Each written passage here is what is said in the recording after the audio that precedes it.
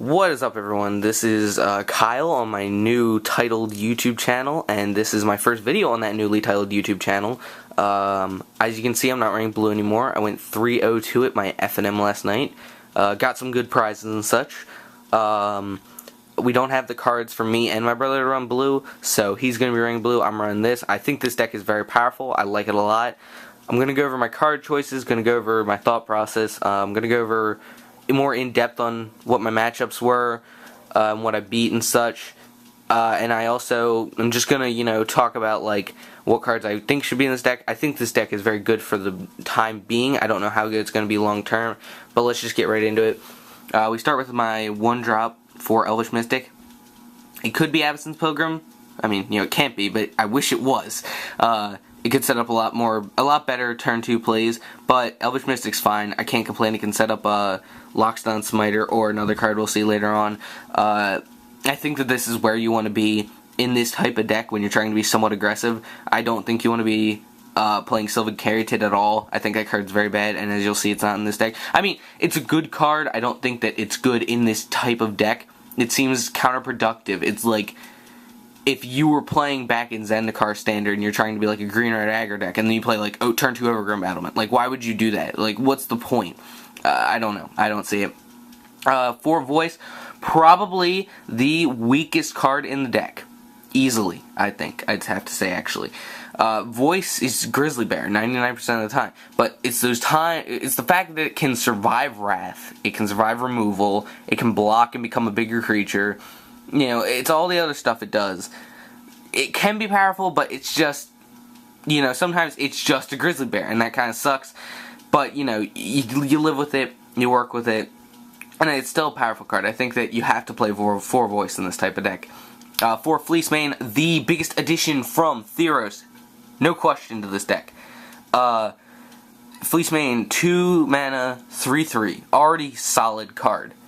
I don't know if it's Linhoof Boar or not in this type of deck, but it's a solid card. Monstrosity is incredible. I actually did it several times last night. I have a couple stories I'm going to tell with that, and it's just a really powerful card, and I think Fleecemane Lion is a huge addition. And then one of Scavenging Ooze, I think another card in this deck should be a Scavenging Ooze. I just don't have them. I'm going to get maybe Lent or trade for Scavenging Oozes.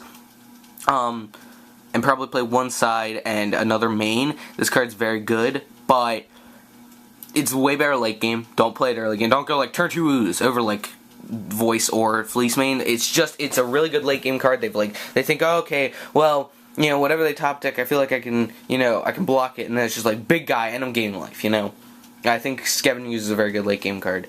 Now my 3-drops we have for Lockstone Smiter. Lockstone Smiter is just good. Just like vanilla 4/4 beater. It's good against Thoughtseize now. Like if they don't have another choice, like I doubt that you would, but if you keep the stunner, 6-land Smiter, you can get there.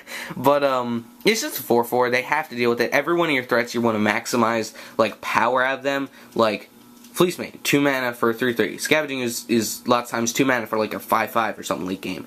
Smiter here is a 3 mana for a 4/4. Just making a big threat that they have to deal with. And that's why Boros Reckoner's here. 3 mana, 3/3. So how's that big threat? Well, its ability is insane. Boros Reckoner is still a great card. Gotta be a 4 of in this deck. It just did so much for me last night. I had a game where I had 3 of them against Green-Red, and I just think that, like, Boros Reckoner is just incredible. I think that it has to be a 4 of. I think this card's extremely good still, and I play blue. I think blue's a better deck to play. Blue, a better color, and I enjoyed it a lot, but I have a certain satisfaction coming back to Naya and getting to play cards like this, But let me get to a card that I've criticized in the past. Let me get to a card that's the title of this deck, and this is why it's called Theros Domri Naya, because it's Domri Raid. Siding it out against 90% of the matchups, at least 2 of them. Or at least, against mid-range I'm siding out 1, against aggro I'm probably siding out 3, maybe even 2 against mid-range. If I'm on the draw, probably 2. It comes out a lot, but it's good against control. It's really good in the main. It's really good in the draw. I like Domri a lot. I thought I wouldn't. I thought it would be like, oh, this guy's so dumb. It doesn't do anything. But upon playing it a lot, playing it a bit, Domri is just so fun to play with. It's a really powerful card. When you actually build a deck around it, it can just be insane sometimes what the advantage that Domri gets you. And so I gotta say, I was wrong. I think Domri is a very good card. For Gore Clan, have no clue why the Naya decks aren't running this. I won so many games last night, just like Gore Clan a Monstrosity Fleece main, or Gore Clan something else I'll show you later on. Gore Clan's so amazing. 4/4 trample. Its a Blood Rush ability is insane. There's no reason you shouldn't be running 4 of. Certainly better than Sylvan Carry did. I'll say that. Absolutely better than Sylvan Carry did in every single deck. And some decks are cutting it for Sylvan Carry did, which isn't a mistake. Or Pokranos is World Eater. I think that's his name. I can't pronounce it. That guy's not good compared to Gore Clan either. I think Gore Clan is strictly better. For Advent of the Worm, why is this not Pokranos? You know, I could go up to more creatures because Advent of the Worm is insane. 5/5, 4/4, instant speed. It just did so much for me last night. It blocks great thing. It's just such a powerful card. I can't even express to you enough how powerful Advent of the Worm is. I think this card's great. I think that this card is very powerful. I really think that you should be running Advent of the Worm. I think this card's just great. I played it last night. It made Domri whiff, but every time I whiffed with that, I was like, oh, I'm drawing that next turn? That's fine. I'm fine I whiffed. You know, kill it. Fine. I'm getting a 5/5 next turn. I think that this is just, again, 3 mana for a 4/4. You know, 2 mana for a 3/3. This is 4 mana for a 5/5. You know, it's getting the value out of what you're playing, and that's what this deck's all about. Being aggressive, and this is just a great card. 2 Aurelia the War Leader. Okay, so I don't have Stormbreath Dragons, not one. I thought if I got them, I would definitely play them over Aurelia. I still think I would, but I think Aurelia is very good. It did a lot for me last night. At one point, it was a stalemate board versus Selesnya, and I did this. Aurelia, what is your life at? 13. Or, 11.